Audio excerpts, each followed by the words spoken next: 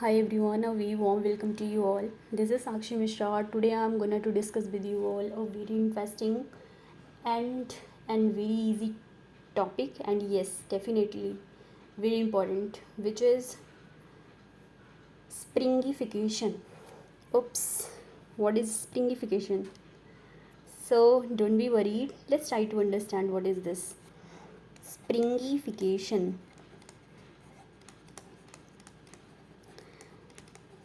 Springification is nothing, it's another name of vernalization.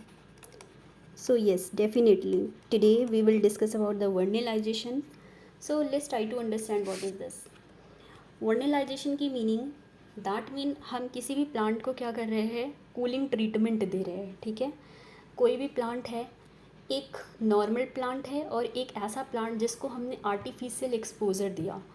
Artificial exposure, artificial exposure, which means what? Artificial exposures means man-made. हमने ऐसा treatment दिया उस plant को कि उसमें लो टेम्परेचर था. टेम्परेचर इतना कम था कि वो प्लांट को कूलिंग फील हो. ठीक है, अगर हम नॉर्मली ऐसा समझने की कोशिश करें तो आर्टिफिशियली एक्सपोजर ऑफ प्लांट्स और seeds eight a low temperature पे, जो कि स्टिमुलेट करेगा फ्लावरिंग डेवलपमेंट को, या फ्लावर को डेवलपमेंट कराएगा या सीड को. अगर फ्लावर का डेवलपमेंट हो रहा है दैट मीन स्टिमुलेशन हो रहा है फ्लावर का. अगर सीड का प्रोडक्शन हो रहा है दैट मीन इंक्रीज कराएगा सीड का प्रोडक्शन. तो वर्निलाइजेशन क्या है ना, कि वर्निलाइजेशन को अगर हम ऐसे समझना चाहें तो ऐसा प्लांट जिसको कि हमने लो टेम्परेचर दिया, लो ट्रीटमेंट दिया टेम्परेचर का, जैसे कि प्लांट जो होगा नॉर्मल के कंपैरिजन में जल्दी फ्लावर करेगा, जल्दी सीड का फॉर्मेशन कराएगा. जैसे फॉर एग्जांपल वर्निलाइजेशन के एग्जांपल्स लाइक कैबेज हो गए, carrot, sugar beet, winter wheats and winter barley. ये सभी क्या है, ये वर्निलाइजेशन के एग्जांपल्स हैं. ऐसे प्लांट जो कि विंटर सीजन में हमें देखने को मिलते हैं. हम अपने विंटर सीजन में देख सकते हैं cabbage, carrot, sugar beet, winter wheats, barley, tomato, winter tomato obviously. तो ये सारे के सारे एग्जांपल है वर्निलाइजेशन का, क्योंकि ये प्लांट तभी ग्रो करते हैं जब वर्निलाइजेशन, दैट मीन जब इनको कूलिंग ट्रीटमेंट मिलता है. ये ऐसा ऐसा एटमॉस्फियर जब कूलिंग जनरेट करता है, टेम्परेचर लो होता है, तब ये प्लांट जो होते हैं सर्वाइव करते हैं एंड अपने फ्लावर को ब्लूम कराते हैं एंड सीड के प्रोडक्शन में इंक्रीज़ कराते हैं. So let's try to understand through the definition what is this about. So first of all, the meaning promoting flowering by cold. वर्निलाइजेशन का मीनिंग होता है कि ये प्रमोट करता है फ्लावर को बाई कोल्ड के through. Second, also known as the chilling treatment. Vernalization के 2-3 नेम हैं लाइक स्प्रिंगिफिकेशन. ठीक है, चीलिंग ट्रीटमेंट, चीलिंग मीन्स ठंडा, ऐसा ट्रीटमेंट देंगे कि हम उसको प्लांट को कूलिंग फील हो, या कोल्ड ट्रीटमेंट देंगे और प्लांट वर्निलाइज हो जाएगा. दैट मीन ऐसा प्लांट जिसको कि कूलिंग ट्रीटमेंट दिया गया और उस प्लांट ने फ्लावर को नॉर्मल के कंपैरिजन में अर्ली ब्लूम किया. This is called the vernalization. Next, the cooling temperature ranges between 1 to 5 degree Celsius. और ऐसा टेम्परेचर कूलिंग ट्रीटमेंट देना है कि 1 से लेकर के 5 डिग्री सेल्सियस टेम्परेचर रहे, तब हम उसको बोलेंगे कि this plant is a vernalized plant. Next, it's a process by which flower gets cooling temperature true and blooms earlier. जो प्रोसेस, ऐसा प्रोसेस होता है कि जिसमें फ्लावर जो होते हैं ना वो कूलिंग ट्रीटमेंट को फेस करते हैं और जल्दी से जल्दी ब्लूम करते हैं, खिलते हैं. It's required for the germination of seed and flowering in species. ये रिक्वायर्ड होता है जर्मिनेशन, सीड के जर्मिनेशन के लिए. ठीक है, and flowering in species. For example as I told already कि winter wheats and winter barley जो होते हैं ये विंटर क्रॉप्स होते हैं. ठीक है, इनमें सीड का प्रोडक्शन, दैट मीन ग्रेन का प्रोडक्शन होता है. तो ये वर्निलाइज्ड होते हैं क्योंकि इनके अंदर कूलिंग ट्रीटमेंट के थ्रू इनका फॉर्मेशन, इनका डेवलपमेंट होता है, ग्रेन का फॉर्मेशन होता है। Next, if we don't give vernalization plants shows delayed flowering. अगर हम वर्नेलाइजेशन ना देना प्लांट को, दैट मीन उनको कूलिंग ट्रीटमेंट ना दें, अगर वर्नेलाइजेशन नहीं कर रहे हैं हम, तो प्लांट में जो फ्लावर देखने को मिलेगा ना वो नहीं देखने को मिलेगा, या अगर मिलेगा भी तो डिलेड मिलेगा, लेट से फ्लावर देखने को मिलेगा। जैसे कि ये वर्नेलाइजेशन का प्रोसेस है, इसमें हमने कोई भी कोल्ड एक्सपोजर नहीं दिया है, दैट मीन आर्टिफिशियल एक्सपोजर नहीं दिया है प्लांट को, लो ट्रीटमेंट नहीं दिया है प्लांट को, तो यहाँ पे फ्लावर का डेवलपमेंट नहीं हुआ।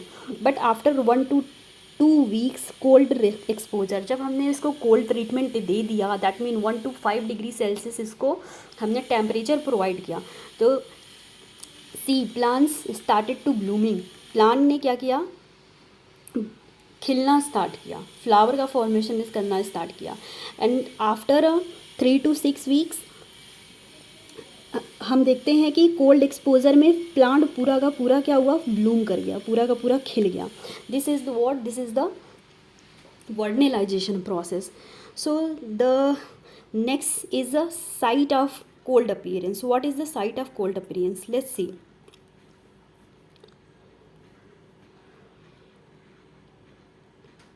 Okay.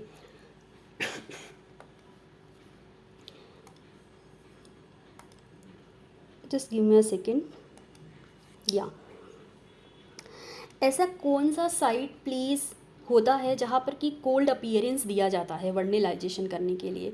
क्योंकि कोई भी प्लांट है, हम उसको कहाँ पे कूलिंग ट्रीटमेंट दे सकते हैं, मतलब अगर हम कूलिंग ट्रीटमेंट दे रहे हैं तो वो सडनली कहाँ पे जाके क्लिक कर रहा है कि प्लांट पूरा का पूरा जो हो रहा है वर्नेलाइजेशन प्रोसेस या वर्नेलाइज या स्प्रिंगिफिकेशन या फिर चीलिंग इफेक्ट शो कर रहा है।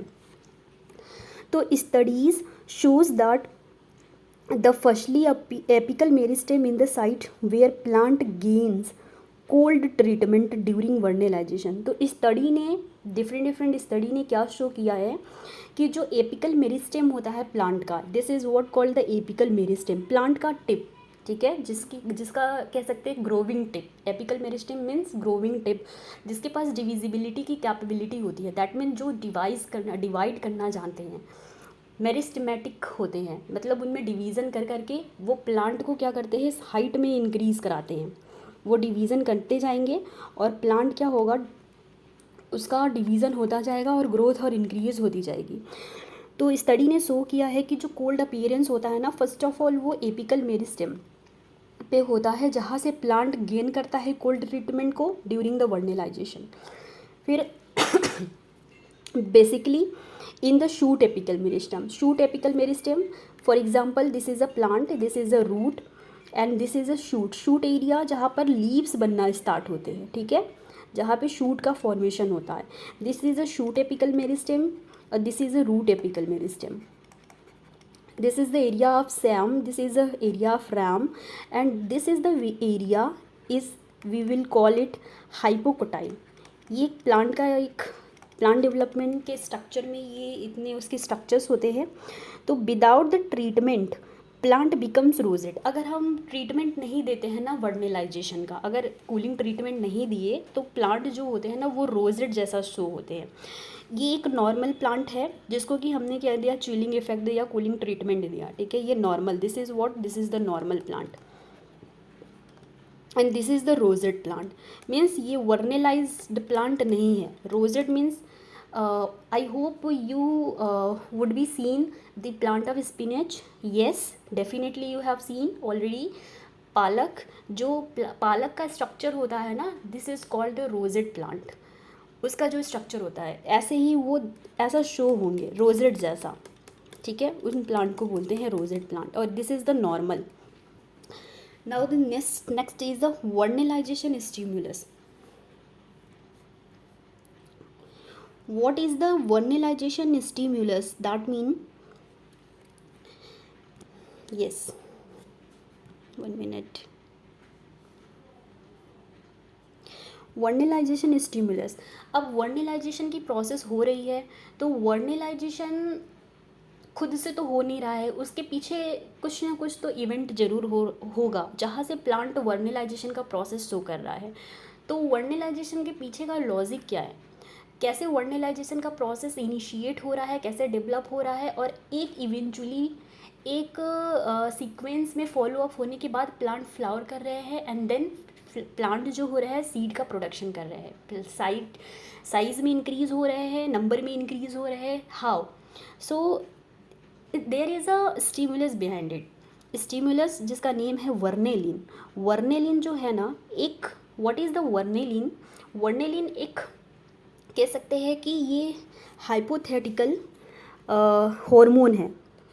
Vernalin, what is vernalin? It's a hypothetical hormone, basically plant hormone, ठीक है, जो कि सिंथेसाइज होता है, which synthesize at a low temperature. Low temperature पे ये सिंथेसाइज होते हैं, जो कि इंड्यूस कराते हैं, ठीक है, इंड्यूस कराते हैं फ्लावर के डेवलपमेंट को। फ्लावर के डेवलपमेंट को जब हम इनको कोल्ड ट्रीटमेंट देंगे, cold treatment, low temperature that mean obviously cold temperature. तो वर्नेलाइन जो है ना, एक हाइपोथेटिकल प्लांट हार्मोन होता है जो कि लो टेम्परेचर पे फंक्शन करता है और फ्लावर या ग्रेन के नंबर में इंक्रीजमेंट या उनको स्टिमुलेट करता है फ्लावर को। तो वर्नेलिन का जो हाँ, let's see what about it in deeply. Vanillin gets activated at a very low temperature as I told already. ये लो टेम्परेचर पे एक्टिवेट हो जाते हैं। Next, formation of vernalin in meristematic zone. अब वर्नेलिन का फॉर्मेशन होता कहाँ पे है, ऐसा कौन सा एरिया होता है जहाँ पर वर्नेलिन का फॉर्मेशन होता है प्लांट के अंदर? तो this is the what meristematic zone. Meristematic, जैसा मैंने प्रीवियस वीडियो में बताया था कि मेरिस्टेम या मेरिस्टेमेटिक की मीनिंग होती है to divide.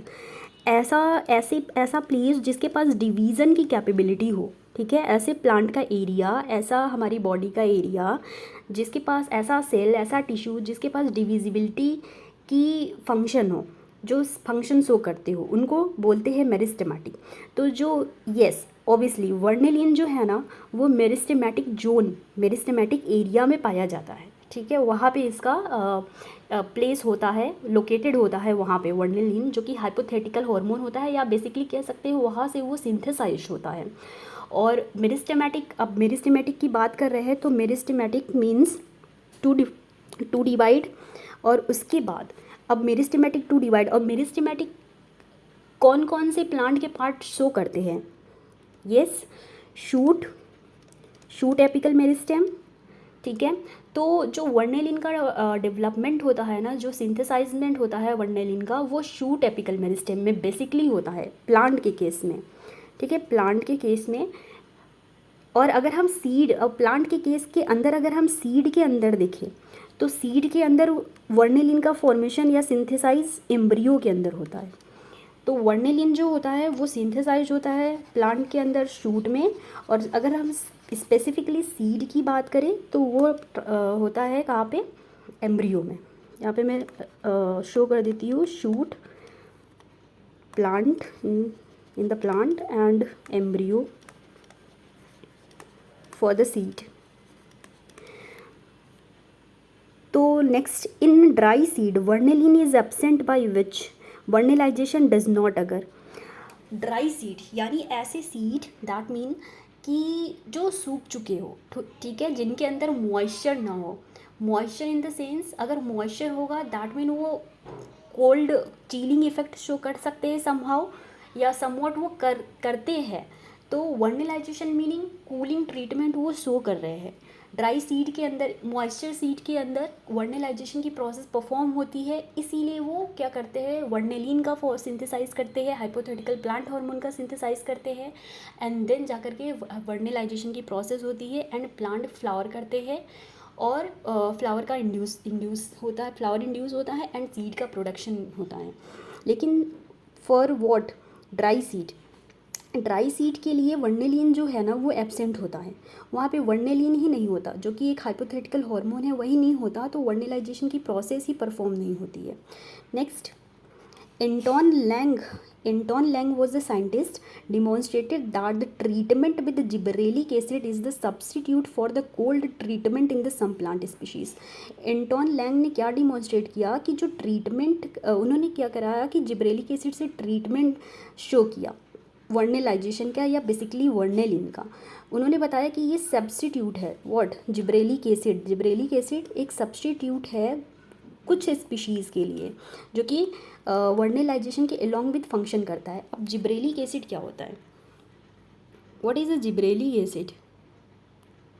Yes, 1 minute. Gibberellic acid एक प्लांट हार्मोन है। Yes, gibberellic acid is a plant hormone जो कि डाइटर्पिनोइड एसिड होता है। Gibberellic acid is a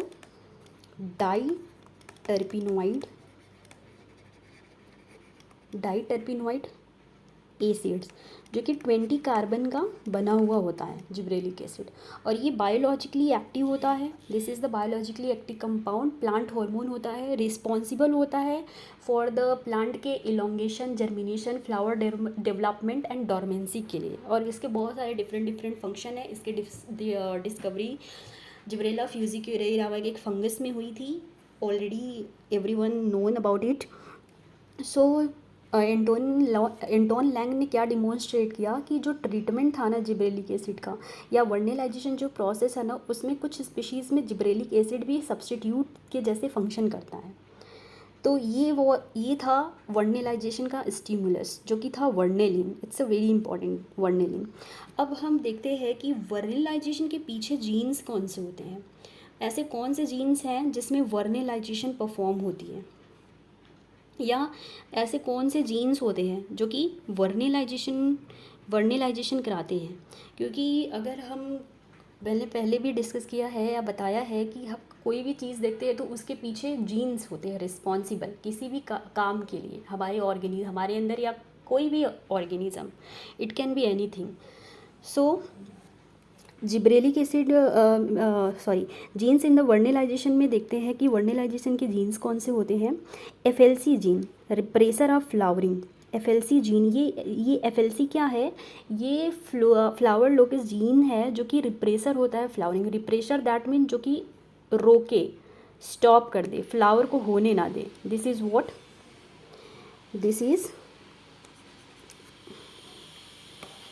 minute. Yes, repressor जो कि रोक दे, फ्लावर को होने ही ना दे, तो FLC जीन होता है। फिर नेक्स्ट होता है FD जीन। FD जीन जो होता है ना, शूट एपिकल मेरिस्टेम में प्रेजेंट होता है जो कि रीप्रोग्राम या रीपैटर्निंग कराता है। समहाउ कह सकते हैं हम ये होम्योटिक जीन्स की तरह हेल्प कर सकता है, क्योंकि हम रीप्रोग्रामिंग और रीपैटर्निंग का केस हमने होम्योटिक जीन जो कि आइडेंटिटी लाता है किसी भी ऑर्गेनिज्म के अंदर, किसी भी फ्लोरल पार्ट के अंदर। तो यहाँ पे वर्नेलाइजेशन के केस में FD जीन जो होता है शूट एपिकल मेरिस्टेम के पास प्रेजेंट होता है और रीप्रोग्रामिंग एंड रीपैटर्निंग का फंक्शन करता है। Next, FT gene induces flowering present in leaf. एक जीन है FT जो कि फ्लावर को इंड्यूस करता है और उसका लोकेशन होता है लीव्स के अंदर FT जीन प्रेजेंट होते हैं। Next, leaves has a florigen factor, flowering gene. जो लीफ होते हैं ना, लीव्स के पास एक फ्लोरिजन फैक्टर होता है जो कि लीव्स को क्या करता है, लीव्स को बताता है कि तुम्हें ग्रो करना है, ठीक है, फ्लावरिंग जीन को इंड्यूस करना है। तो ये फ्लोरिजन फैक्टर होते हैं लीव्स के पास। Next, FRI gene activates FLC gene. FRI gene जो होते हैं ये FLC जीन को एक्टिवेट करते हैं। And next is SOC1 gene, suppressor of over expression of Constance 1। SOC1 gene जो होते हैं सप्रेस करते हैं ओवर एक्सप्रेशन ऑफ कॉन्स्टेंस 1 को। ऐसे जीन्स जो कि कॉन्स्टेंस 1 के ओवर एक्सप्रेशन को रोक दे उनको SOC1 जीन बोलते हैं, या उनका वो फंक्शन होता है। नेक्स्ट है VRN1 and VRN3 gene. They help in the flowering, ये प्रमोट करते हैं फ्लावर को। And VRN2 gene is repressor of flowering, means VRN2 gene जो है ना ये रिप्रेस कर देता है फ्लावर के डेवलपमेंट के लिए, फ्लावर की डेवलपमेंट को रोक देता है, फ्लावरिंग होने नहीं देता। VRN1 and VRN3 he responsible है। These genes are very important for the CSIR examinations and yeah there is बहुत सारे क्वेश्चंस इस जीन पे आते हैं. इन जीन्स के नेम रिमेंबर करना is a very important thing. So if you will try, then you can get you better and just practice about and just learn about these genes. Let's try to make a flow chart about it, about these genes, by which you can get a very easy concept. Okay, just give me a minute. Yeah, yes. Okay. पहले हम देखते हैं, पहले हमने इसे flow chart में बना लेती हूँ इसको. FLC जीन, FLC जीन क्या करते हैं? ये फ्लावरिंग रिप्रेसर होते हैं. फ्लावरिंग रिप्रेसर ये फ्लावर के डेवलपमेंट को रोक देते हैं. और FLC जीन जो होते हैं बेसिकली इनएक्टिव होते हैं. ओके, अगर फ्लावरिंग रिप्रेशर होते हैं, दैट मीन फ्लावरिंग रिप्रेशर का मीनिंग कि फ्लावर को रिप्रेस करने वाले जो जीन्स होंगे ना उनको रोकेंगे. अगर FLC जीन इनएक्टिव है मीन्स ये फ्लावरिंग करवाएंगे. ठीक है, ये फ्लावर का फॉर्मेशन कराएंगे अगर ये इनएक्टिव हैं. व्हाट अबाउट अगर FLC जीन एक्टिव हो जाते हैं? अगर FLC जीन एक्टिव हो जाते हैं तो ये फ्लावरिंग नहीं कराएंगे. ठीक है, फ्लावर का फॉर्मेशन नहीं होने देंगे अगर एक्टिव है तब. एक था FT gene. Okay, FT gene जो थे ना, ये क्या करते हैं? ये भी फ्लावर को इंड्यूस करते हैं. फ्लावर इंड्यूसर है, ये भी फ्लावर के फॉर्मेशन में ये जीन मदद करेंगे. एंड अब हम FLC जीन का देखते हैं एक शॉर्टकट, कैसे हम इसको लर्न रख सकते हैं. तो FLC जीन जो है ये FT जीन को भी रिप्रेस करके रखता है, रोक के रखता है. एंड FD जीन को भी रोक के रखता है. एंड देन SOC1 जीन को भी रिप्रेस करके रखता है. ये सारे जीन को रिप्रेस करके रखता है. अब जो FT जीन है ना, ये लीव्स में प्रेजेंट होते हैं. ठीक है, FD जीन जो है ये सैम एरिया में प्रेजेंट होता है, that mean shoot apical meristem. And SOC1 is similarly Sam area में प्रेजेंट होता है, that is shoot apical meristem. तो FLC जीन अगर एक्टिव हैं, ठीक है, अगर एक्टिव है तो फ्लावर का फॉर्मेशन नहीं हुआ, क्योंकि FT FD SOC1 ये सारे के सारे जो जीन्स थे ये फ्लावरिंग के लिए रिस्पॉन्सिबल थे. बट FLC जीन ने इन्हीं को रिप्रेस कर दिया, दैट मीन फ्लावर का एक्सप्रेशन जो हो गया वो रिप्रेस हो गया. अब फ्लावर का फॉर्मेशन नहीं होगा. अब फ्लावर का फॉर्मेशन अब देखने को हमें नहीं मिलेगा. इसने उसको फ्लावर के फॉर्मेशन को इनहिबिट करके रखा है FLC जीन. और एक जीन और होता है जो कि है 1 सेकेंड सॉरी, यस, एक है VRN1 gene and VRN3 gene. ये दोनों जो जीन है ना, ये फ्लावरिंग कराते हैं. ये हेल्पर है, ये फ्लावर को इंड्यूस कराएंगे, फ्लावर इंड्यूसर है. और एक जीन है VRN2